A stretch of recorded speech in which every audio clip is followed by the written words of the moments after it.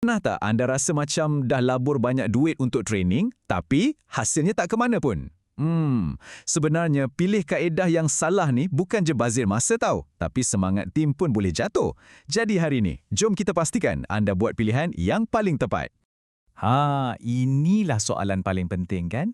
Pilihan memang banyak, tapi tak semuanya sesuai untuk pasukan anda. Okey, dalam beberapa minit ni, saya akan kongsikan satu peta untuk bantu anda pilih kaedah mana yang paling berkesan.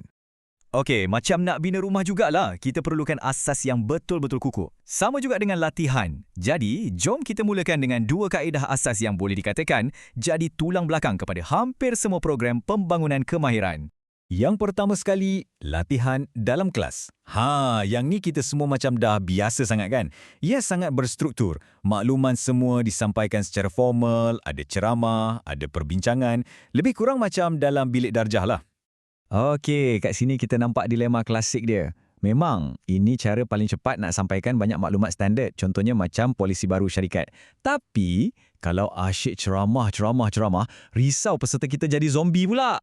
Jadi, kuncinya kat sini, kena pandai seimbangkan. Okey, sekarang kita tukar sikit. Daripada jadi pendengar pasif, kita jadi detektif. Dengan kajian kes, kita campak tim anda terus ke dalam masalah sebenar. Mungkin dari syarikat lain. Dan kita paksa mereka untuk siasat, analisis bukti dan fikirkan jalan penyelesaian. Ini bukan teori tau. Ini dah macam bedah siasat bisnes. Inilah hasilnya. Kemahiran selesaikan masalah jadi lebih tajam dan praktikal. Tapi, ada harganya. Iaitu masa. Nak analisis satu kes yang kompleks ni bukan lari pecut tau. Ia macam maraton mental. Jadi anda kena tanya, kemahiran ni berbaloi tak dengan masa yang kita nak laburkan? Okey, kita dah sentuh bab analisis. Sekarang, jom kita gerak ke sesuatu yang lebih hands-on pula. Di mana peserta betul-betul kena buat sesuatu. Bukan setakat dengar dan fikir je. Soalan ni memang ngam-ngam untuk kita masuk ke kaedah yang seterusnya. Apa jadi kalau kita ambil satu senario tu dan kita hidupkan dia? Selamat datang ke pentas lakonan korporat Main Peranan. Daripada kita cuma cakap pasal cara nak handle pelanggan yang tengah marah, apa kata kita suruh pekerja kita jadi pelanggan yang marah tu? Ia macam gym untuk soft skill lah, di mana diorang boleh berlatih tanpa risiko rosakkan hubungan dengan pelanggan sebenar.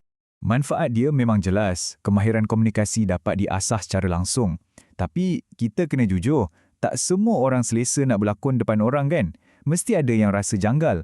Jadi kuncinya di sini adalah untuk wujudkan suasana yang selamat dan menyokong, di mana kalau buat silap pun ia dianggap sebagai peluang belajar, bukan sesuatu yang memalukan. Sekarang kita bawa latihan praktikal ni satu tahap lagi tinggi. Simulasi. Yang ni bukan setakat lakonkan satu babak, tapi kita tiru keseluruhan persekitaran kerja. Cuba bayangkan, juruterbang, diorang berlatih dalam simulator penerbangan kan? Lebih kurang macam itulah konsepnya. Dan kat sini kita nampak kelebihan utama dia. Realisme. Pekerja dapat belajar kemahiran sebenar dalam suasana yang hampir 100% sama dengan tempat kerja mereka. Cuma, realisme ni datang dengan harga yang tinggi. Nak bina dan selenggara satu simulasi yang berkualiti tu, kos dia memang boleh jadi sangat-sangat besar. Okey, kita dah tengok yang formal, dah tengok yang praktikal. Sekarang, apa kata kita masuk ke satu alam di mana latihan tak rasa macam kerja langsung? Jom kita bincang tentang kuasa permainan. Ya, betul. Permainan, cuba bayangkan ada papan markah, ada lencana pencapaian, ada cabaran antara kumpulan. Kaedah ni macam suntik elemen seronok ke dalam proses latihan dan boleh tukar tugasan yang mungkin bosan jadi satu pertandingan yang fun. Tarikan dia memang kuat. Siapa tak suka main game kan? Seronok. Tapi ada perangkapnya. Bila keseronokan nak menang tu dah mengatasi keinginan nak belajar, objektif latihan kita boleh hilang macam tu je. Ingat, kita nak mereka jadi pekerja yang lebih baik, bukan sekadar juara permainan. Baiklah, kita dah terokai 5 tool yang berbeza dalam kit latihan kita. Sekarang, masanya untuk kita susun semua atas meja, kita bandingkan satu sama lain supaya anda boleh pilih tool yang paling tajam untuk kerja anda. Okey, inilah rumusan ringkasnya. Setiap baris dalam jadual ni, anggap ia sebagai satu alat dengan tujuan spesifik. Jadi, sebelum pilih, tanya diri anda, adakah aku perlu sampaikan fakta? Kalau ya, mungkin latihan dalam kelas sesuai. Atau aku nak bentuk kemahiran? Mungkin simulasi atau main peranan lebih bagus. Jawapannya sentiasa bergantung pada matlamat akhir anda. Jadi, sekarang soalannya bukan lagi kaedah mana yang terbaik, tapi soalan yang lebih tepat ialah kombinasi kaedah mana yang akan cipta perubahan paling besar. Mungkin anda boleh mulakan dengan latihan dalam kelas untuk bagi asas, lepas tu sambung dengan main peranan untuk latihan praktikal.